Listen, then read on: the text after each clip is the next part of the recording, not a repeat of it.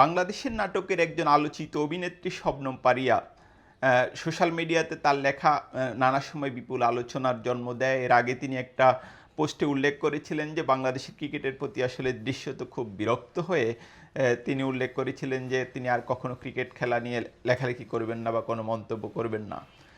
সর্বশেষ তার আরেকটি পোস্ট খুব আলোচিত হচ্ছে, যেখানে আসলে তিনি উল্লেখ করেছেন রাজনীতি নিয়েও তিনি আর কখনো কোনো কথা বলবেন না। সেখানে শুরুতে তিনি একটা বর্ণনা দিয়েছেন যে জুলাই আন্দোলনের সময় তৎকালীন সরকার পক্ষ থেকে সরকারের পক্ষে মিডিয়া প্রচারণা যে হয়েছিল সেটা যোগ দেওয়ার জন্য তাকে প্রস্তাব দেওয়া হয়েছিল এবং তিনি কিভাবে সেটা এড়িয়ে যান সেটার একটা বর্ণনা দিয়েছেন। যদিও তিনি নিজে বলেছেন যে এটা আসলে ক্রেডিট নেওয়ার কিছু নয়, যে কোনো বিবেকবান মানুষেরই সে সময় সেটা করা উচিত ছিল।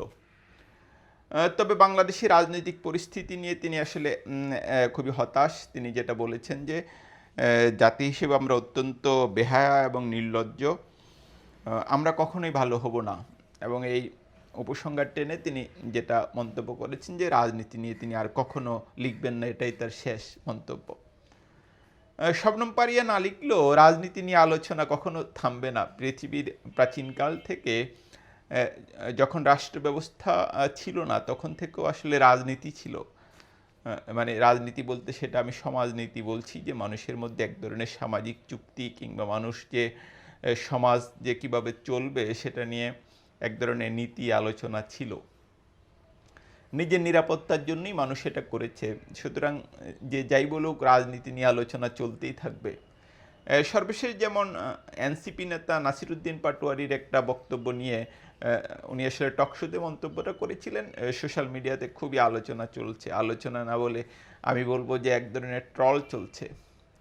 এমনিতে নাসিরুদ্দিন পাটোয়ারিকে আমার নিজের কাছেও কেমন যেন অদ্ভুত মনে হয়। তার কিছু কিছু মন্তব্য খুবই মানে কেমন যেন আর কি। কিন্তু যেটা দেখছি যে তার এই বক্তব্য নিয়ে আসলে কি খুব বেশি ট্রল করা উচিত কি না সেই প্রশ্নটা আমার মধ্যে জেগেছে। বিএনপির আগামী নির্বাচনে দৃশ্যত আগামী নির্বাচনে বিএনপি কতটি আসন পাবে সে নিয়ে তিনি একটা মন্তব্য করেছেন। এমনিতে আপনি যদি বাংলাদেশের স্বাভাবিক জনপরিসরের মানুষের চিন্তার কথা বিবেচনা করেন, বিশ্লেষকদের কথা চিন্তা করেন, তাহলে এটা বোঝা যাচ্ছে যে বিএনপি ক্ষমতায় আসছে। কিন্তু বিএনপি কতটি আসন পাবে সেটা নিয়ে ওইভাবে কোনো আলোচনা এখন পর্যন্ত নজরে আসেনি। যেটা গত বছর মে মাসে একটা জরিপ হয়েছে, সেখানে উল্লেখ করা হয়েছিল যে বিএনপি 42% ভোট পাবে। তো যেটা বলছিলাম, নাসিরুদ্দিন পাটোয়ারি বলছেন যে গ্রামেগঞ্জে তার যে খোঁজখবর তাতে মনে হচ্ছে বিএনপি 50 থেকে 100 আসনের বেশি পাবে না। তো উপস্থাপিকা তাকে যখন আবার সেকেন্ড প্রশ্ন করেন সেখানেও তিনি যেটা বলেছেন যে 100-র উপরে উঠবে না। অন্যদিকে শামীম পাটোয়ারি, তিনি জাতীয় পার্টির একজন নেতা, সাবেক এমপি, তিনি যেটা বলেছেন যে বিএনপি 270 থেকে 280 সিট পাবে। তো দুটা মত দেখছি আমরা। এখন নাসির পাটোয়ারির এই মত আপনার কাছে বা আমার কাছে গ্রহণযোগ্য নাই হতে পারে, কিন্তু আমি মনে করি যে তারা নির্বাচনী রাজনীতিতে লড়বে, নির্বাচনের মাঠে ময়দানে যাবে, সুতরাং তার দলকে সে উদ্দীপ্ত করার জন্য এ ধরনের কথা আসলে উনি বলতেই পারেন। এটা রাজনীতিতে আমি কোনো দোষের কিছু দেখি না, কারণ রাজনীতিতে ভোটের লড়াইটা তো এমনই। উনি তো যদি আগেই বলেন যে এনসিপি কোনো আসনই পাবে না, তাহলে তো তারা রাজনীতি করার দরকার নেই, নির্বাচনে অংশ নেওয়ারও দরকার নেই। সুতরাং তিনি তো বলতেই পারেন যে বিএনপি 50 থেকে 100 সিটের বেশি পাবে না। আরেকটা হচ্ছে গিয়ে শামীম পাটোয়ারিও বলতে পারেন বিএনপি 270 থেকে 280 সিট পাবে। কোনটা আসলে ঘটবে সেটা তো আমরা নিশ্চিত করে এখনই বলতে পারি না। যেটা আমি বলছিলাম যে সর্বশেষ গত বছর মে মাসে যে জরিপ হয় সেখানে বলা হয়েছিল যে বিএনপি 42% ভোট পেতে পারে। এমনিতে বাংলাদেশের জরিপের বিশ্বাসযোগ্যতা নিয়ে সবসময় প্রশ্ন আছে। আর গত 25 বছরের নির্বাচনী রেজাল্ট যদি আমরা বিশ্লেষণ করি, 2001 সালে বিএনপি ভূমিধস জয়লাভ করেছিল।